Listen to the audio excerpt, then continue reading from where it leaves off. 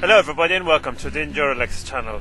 Today we're going to compare the Garmin Zumo 350LM and the Garmin Zumo 395LM. I started using a Garmin Zumo 350LM Sat Nav many years ago, and it served me well on my trips on and off-road.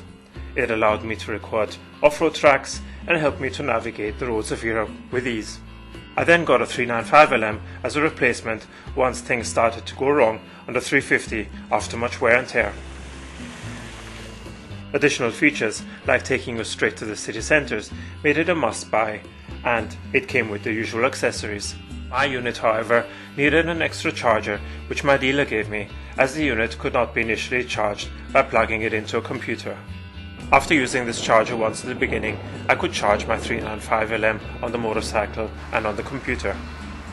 The question as to which one of these is the better model is difficult to answer, as they both have their strengths and weaknesses.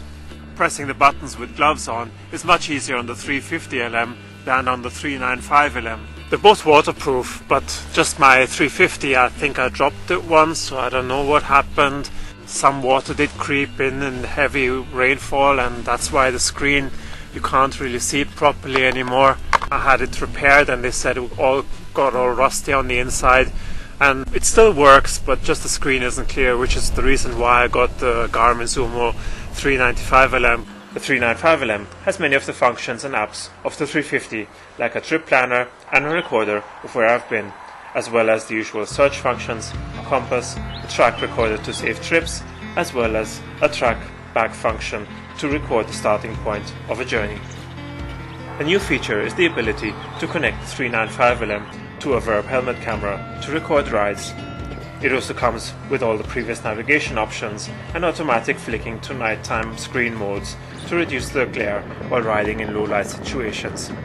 And just to protect these two units a little more from heavy rain, even though they're supposed to be waterproof, I've built these Tupperware cases. So we hope you enjoyed this episode. Next time we'll have a look at the Cubot King Kong 3 outdoor mobile telephone.